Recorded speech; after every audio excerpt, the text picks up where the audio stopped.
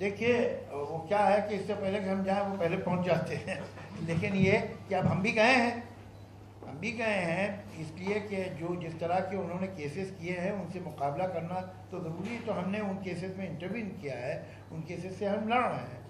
और यही अब जो अभी कलकत्ता का जिसका इन्होंने कुछ सुनाया कि पहली दफ़ा अदालत ने कहा है कि ये तो मिली भगत है, जिसने केस किया है और जिस पर केस किया गया है ये दोनों मिले हुए हैं। ये चाहते हैं कि फैसला इस तरह का हो जो कि कंपोजर्स के और राइटर्स के इंटरेस्ट के खिलाफ हो।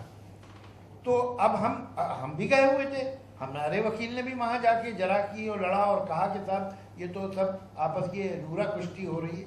एक नूरा कुश्ती होती है, आप जानते हैं ना, ये जिसमें सब मिले होते हैं कि तुम मुझे ऐसे पटकना फिर मैं उठूँगा, तो मैं तुम्हें ऐसे पटकूँगा, फिर तुम गिर पड़ना फिर मैं गिर पड़ूँगा, ये सब ऐसा।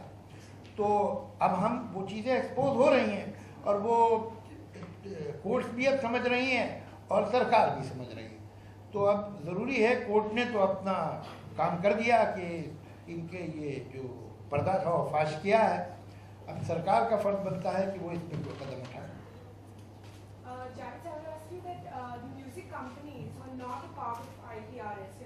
Can royalty be collected from them?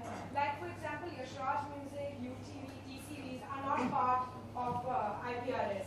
So, and if you go on to see the past 1 year, I think 80% of the music that has been released, it's been released by these companies.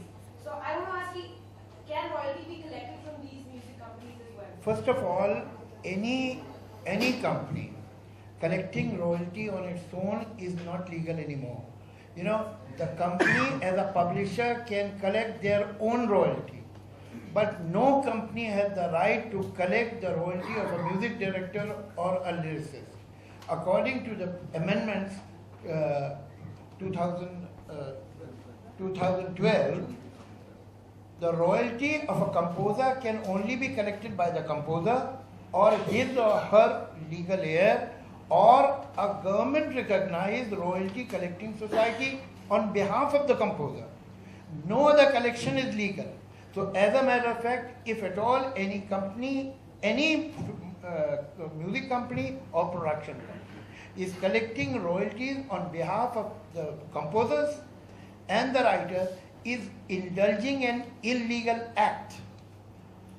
And as a matter of fact, it is and it was the responsibility of IPRS to challenge those people who are doing it, but IPRS is not bothered about it.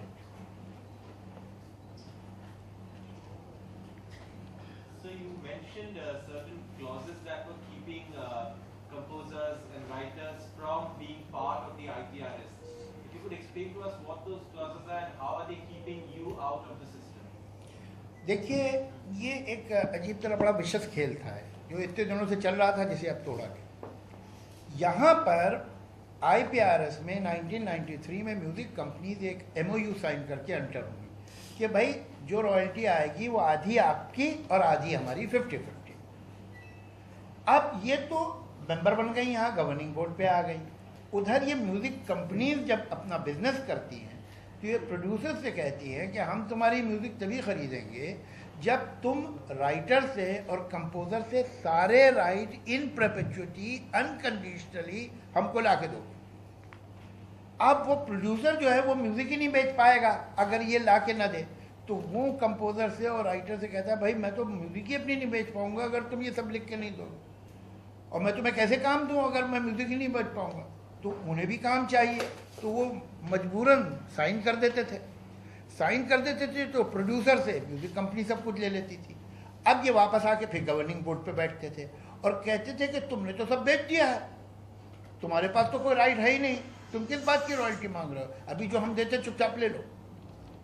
अच्छा, हालांकि ये सारे जो royalty के right है, जो copy right है, music director और राइटर ऑलरेडी IPRS को दे चुके थे, तो उसकी तो सेल ही इलीगल थी।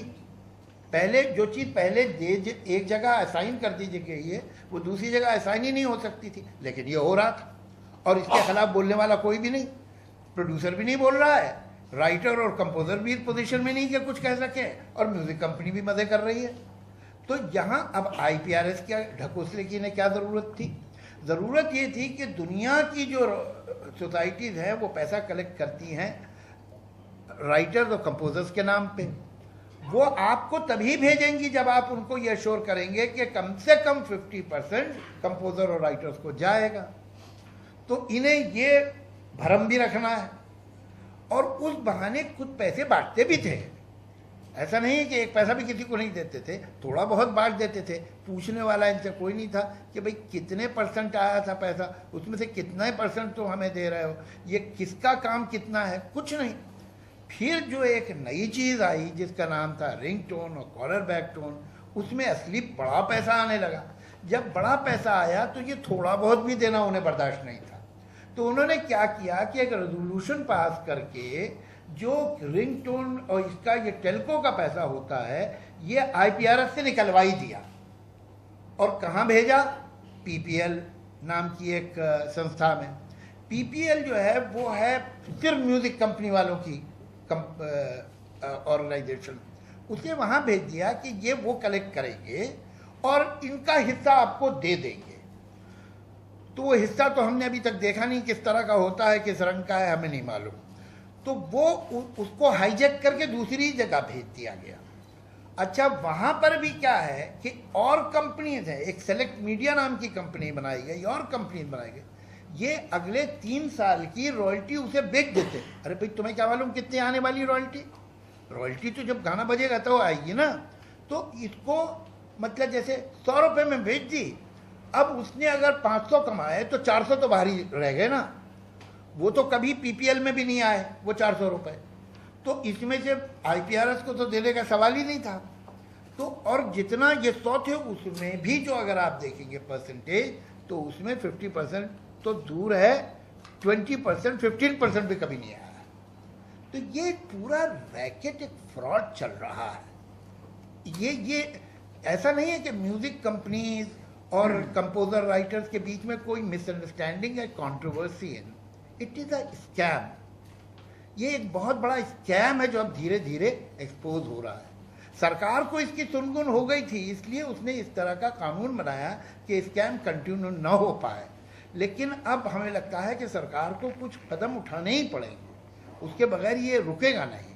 इसलिए कि अभी भी वो इधर से उधर से निकल के कुछ करने की कोशिश करते रहते हैं।